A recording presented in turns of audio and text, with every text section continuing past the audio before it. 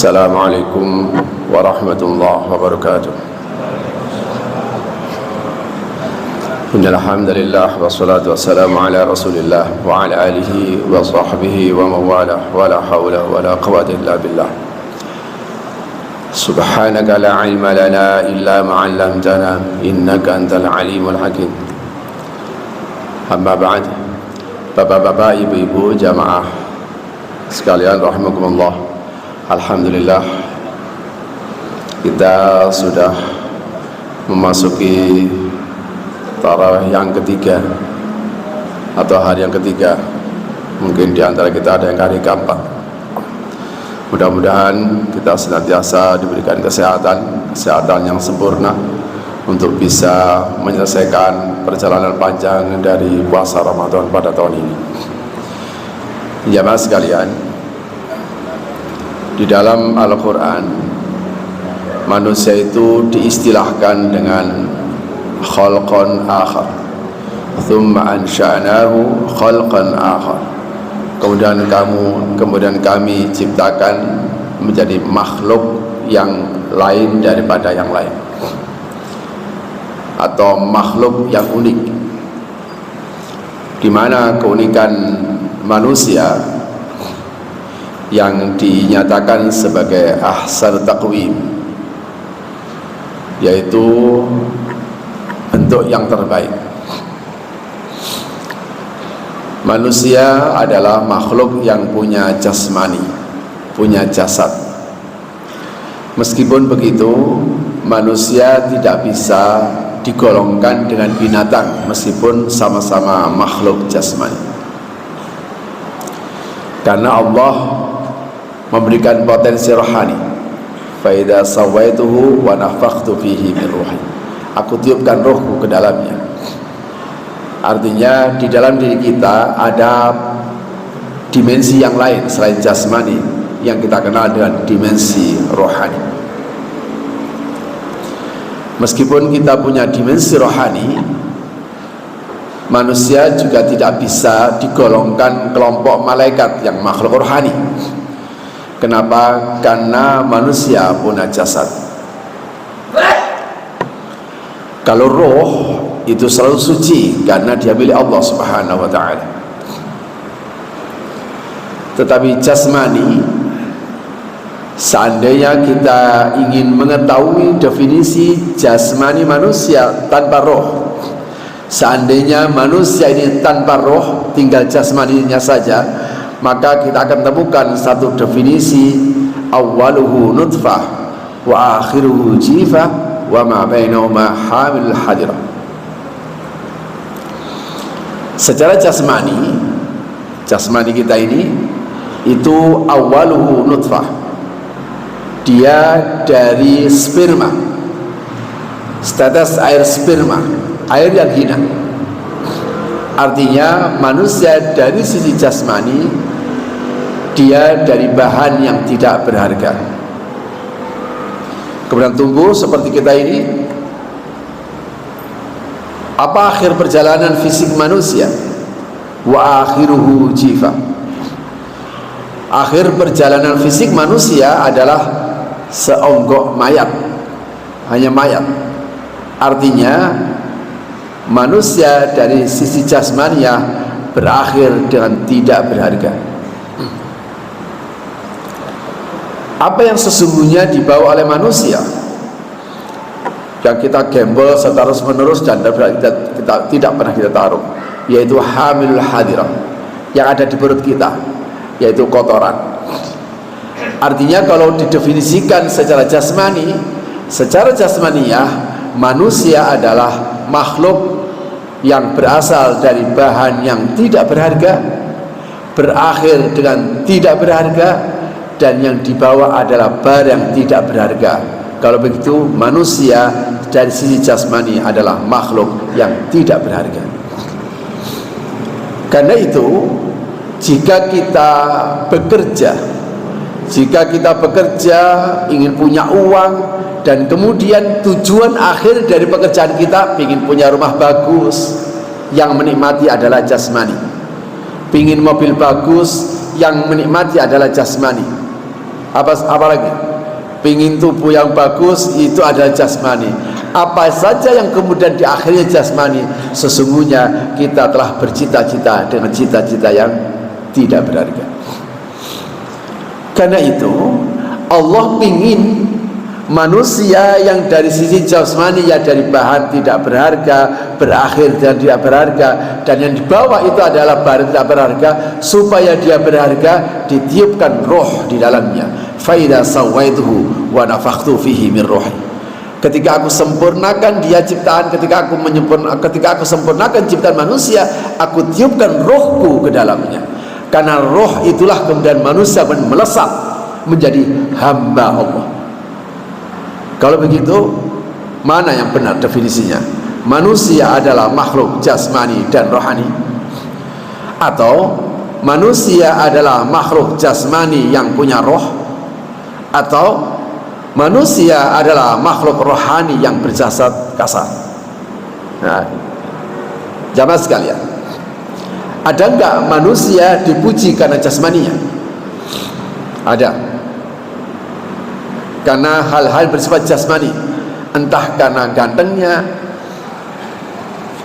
entah karena cantiknya, entah karena kayanya, entah karena jabatannya, entah karena pinternya. Jamaah sekalian, bisa saja orang dipujikan kekayaannya, tetapi sekali kemudian terbukti, si A itu kaya sekali loh, luar biasa kekayaannya. Ternyata bapak ibu mengenalnya bahwa si A yang kaya tadi itu pelit. Siapa? A. Iya, memang dia itu kaya raya, tapi pelit. Selesai semuanya. Kalau begitu, dia berarti tidak dipuji karena kayanya. Kenyataannya ketika dia pelit, selesai semuanya. Mending si B, nggak terlalu kaya, tapi dia dermawan. Dermawan itu rohani. Ada orang, dia kerja keras, bekerja keras. Kita puji dia bekerja keras, tapi suka ngeluh, nggak sabaran. Akhirnya apa? Kegiatan kerja keras dia akhirnya menjadi jatuh. Ya memang dia pekerja keras, tapi saya nggak suka. Sukanya ngeluh, nggak sabaran dia itu. Beda dengan dia, orangnya sabar, dia jalani hidupnya ini. Jamaah sekalian, kalau begitu sesungguhnya manusia itu dipuji sama sekali tidak adalah jasmaninya, tapi manusia dipuji karena rohaninya. Buktinya apa? Ketika manusia memiliki nilai kebaikan, ketika manusia dipuji karena jasmaninya, sekali nilai rohaninya jatuh, semuanya selesai. Orang kaya menjadi tidak terpuji gara-gara dikenal sebagai orang pelit. Orang berilmu menjadi tidak terpuji gara-gara kemudian dikenal sebagai orang sombong. Orang yang punya jabatan menjadi tidak terpuji gara-gara dia jabatannya itu dia tidak memberikan manfaat dan maslahat bagi orang banyak, dan lain sebagainya.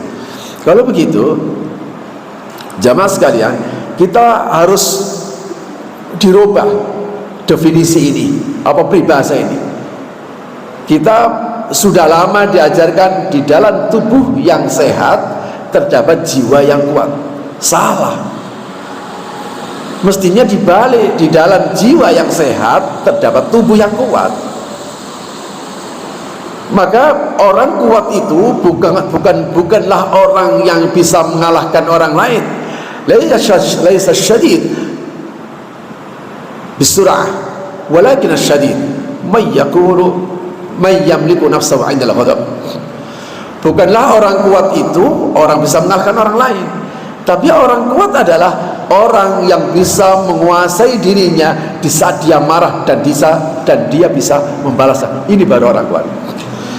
Jamaah sekalian, kehadiran Bapak Ibu di sini menjadi satu bukti yang sangat nyata bahwa Bapak dan Ibu ini tidak sehat jasmaninya, tapi sehat rohaninya.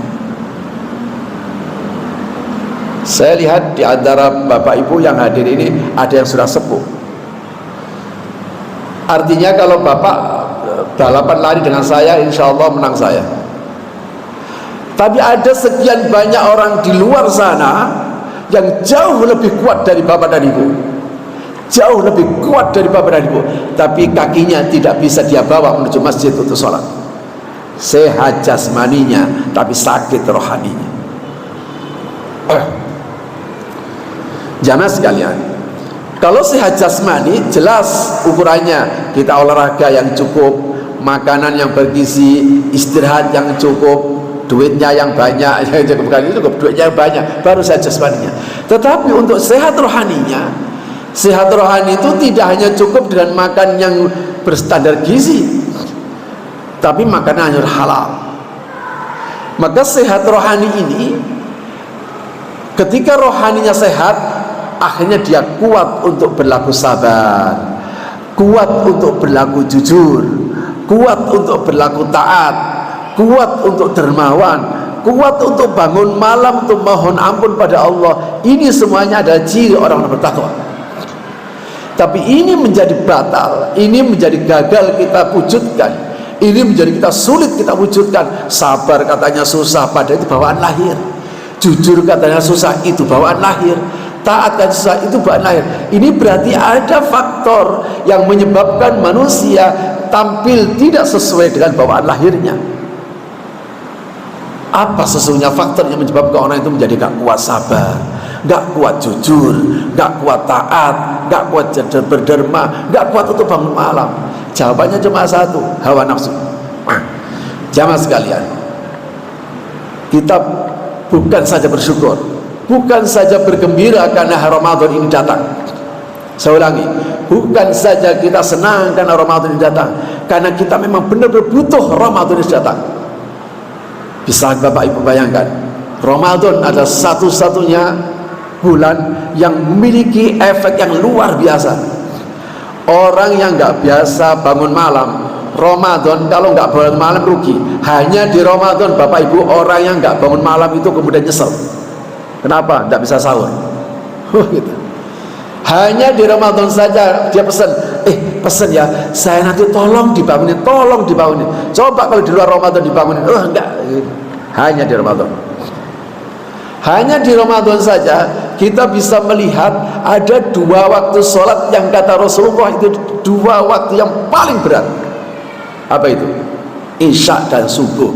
Justru di Ramadan ini jamannya terbesar. Waduh, memang luar biasa. Hanya di Ramadan orang yang mungkin tidak pernah salat sunat, mungkin ya terkadang sekali-sekali dia salat sunat. Tapi di Ramadan kita bisa salat sunat bukan hanya 2 rakaat, bisa sampai 11 rakaat, bahkan bisa sampai 23 rakaat, bukan hanya sehari, tapi berhari-hari. Kalau bukan Ramadan tidak mungkin. Hanya di Ramadan saja kita kuat untuk mengatakan tidak, enggak, ini halal, ini minuman halal, ini makanan halal. Enggak, saya lagi puasa, belum waktunya. Allah tenang aja, tinggal 5 menit, ngawur aja. Enggak, pokoknya sebelum masuk maghrib saya tidak akan saya sentuh makanan halal itu. Subhanallah, Ramadan kita bisa bilang tidak terhadap makannya halal hanya gara-gara belum waktunya. Hanya di Ramadan kita memiliki kesadaran rohani yang begitu luar biasa. Jamaah sekalian, wajar kalau kita butuh Ramadan. Kita butuh Ramadan. Tentu saja Ramadan bukan hanya senang-senangan, tapi Ramadan harus benar-benar kita ikuti pelajarannya. Yang paling menakutkan dengan Ramadan itu adalah sabda Rasulullah ini. Ya, saya sendiri juga khawatir juga. Kata Rasulullah, rubba shaimin laisa lahu min siyamihi illa ju' wal atas. Ini hadis ini yang paling tidak enak. Kalau hadis man shoma ramadhana iman wa ihtisaban itu enak ini. Barang siapa yang puasa Ramadan iman dan semata mengharap ridhonya Allah, dia akan diampuni dosa-dosa. Tapi kena hadis ini banyak sekali, rubba itu banyak sekali yang puasa, kata Nabi. Tapi laisa lahu min siyamihi, dia tidak dapat pahala apapun dari puasa illal ju' wal atas, kecuali dia hanya kuat nahan lapar, kuat nahan haus dalam waktu tertentu. Terakhir saya ingin memberikan bukti saja, sekedar bukti saja. Apakah kita kuat untuk menahan hawa nafsu? atau kuat untuk tidak menahan lapar dan haus. Kalau seandainya ada makanan dan minuman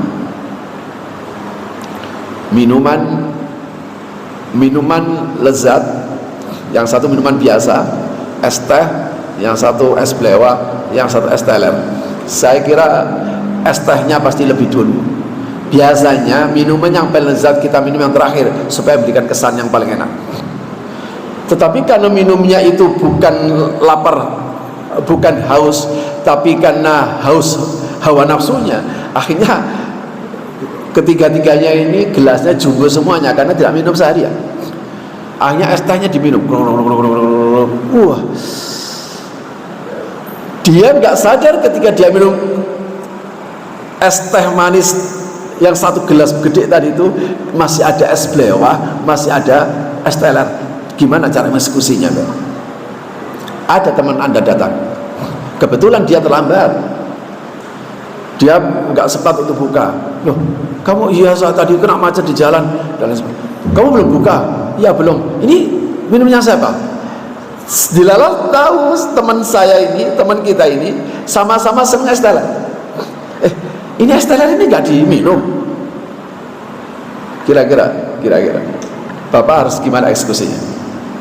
Suruh minum es telernya atau suruh minum es belewahnya? Sederhana tapi menjadi bukti. Kamu nggak suka es teler? Ngawur, ini minuman yang paling aku sukai di kolong jagat. Ini es teler ini. Akhirnya apa? Dia kasih. Udah, kamu minum yang es belewah. Nah, kenapa gak diminum? Nanti saya minum setelah taraweh. Masukkan ke kulkas. Setelah taraweh dia mungkin kecapean. Taraweh karena mungkin taraweh awal-awal itu kan kecapean, terus ada ketemu teman dan sebagainya. Sampai rumah sudah malam. Tidur bangun-bangun agak terlambat. Kedadapan dia harus buka sahur. Pokok sahur apa adanya. Setelah sudah subuh dibuka kulkas, ya ini es teler, lupa lagi. Jamaah sekalian, ketika bapak ibu memasukkan es teler tadi itu ke dalam kulkas, hukumnya apa? Haram atau halal? Boleh atau tidak boleh? Ya boleh, karena es teler ini milik kita sendiri. Tapi eksekusi kita untuk memasukkan es teler ke dalam kulkas ini sudah menjadi satu bukti bahwa sesungguhnya orang ini kuat. Sesungguhnya kita hanya kuat untuk tidak makan dan minum dalam waktu tertentu, tapi tidak kuat untuk mengendalikan hawa nafsu. Kita tidak bisa berkorban hanya sekedar es teler. Jamaah sekalian, jika kita tidak bisa berkorban sekedar es teler, mana mungkin kita bisa berkorban lebih tinggi dari itu. Maka inilah satu pendidikan rohani yang tidak akan pernah kita dapatkan, dan rohani itu kita butuhkan untuk menopang jasmani kita memang harus sehat, tapi untuk menopang rohani. Sak hebat-hebatnya, sak sehat dan jasmani, kalau rohaninya tidak sehat, maka sehatnya jasmani hanya dia bisa gunakan untuk kemaksiatan, tapi tidak kuat untuk menjalankan ibadah. Mudah-mudahan perjalanan panjang puasa kita itu untuk mengolah, untuk memintal benang rohani ini. Capek, memang capek. Tidak ada orang tidak merasa tersiksa gara-gara puasa, tidak ada. Semua orang pasti tersiksa secara fisik karena lapar, semua orang tersiksa secara fisik karena haus. Tetapi yakinlah, itulah pendidikan rohani yang paling efektif. Pada titik di mana kemudian bapak ibu kemudian saya nanti sahur apa ya? Ketika bapak dibilang, ibu bilang, udahlah sahur apa saja deh, saya udah nggak ambil. Ketika bapak ibu sudah mulai tidak berpikir sahur apa, maka di titik itulah sesungguhnya rohani kita sudah mulai naik. Manfaatkan rohani ini untuk terus bangun malam, tidak sekedar untuk makan, tapi gunakan bangun malam untuk qiyamul lail, untuk mohon ampun pada Allah Subhanahu wa taala. Semoga ada manfaatnya. Hadanallahu wa iyyakum ajma'in. Sallallahu alaihi sayyidina Muhammad wa ala alihi wa sahbihi wa baraka wasallam. Walhamdulillahi rabbil alamin. Wallahu a'lam. Assalamualaikum warahmatullahi wabarakatuh.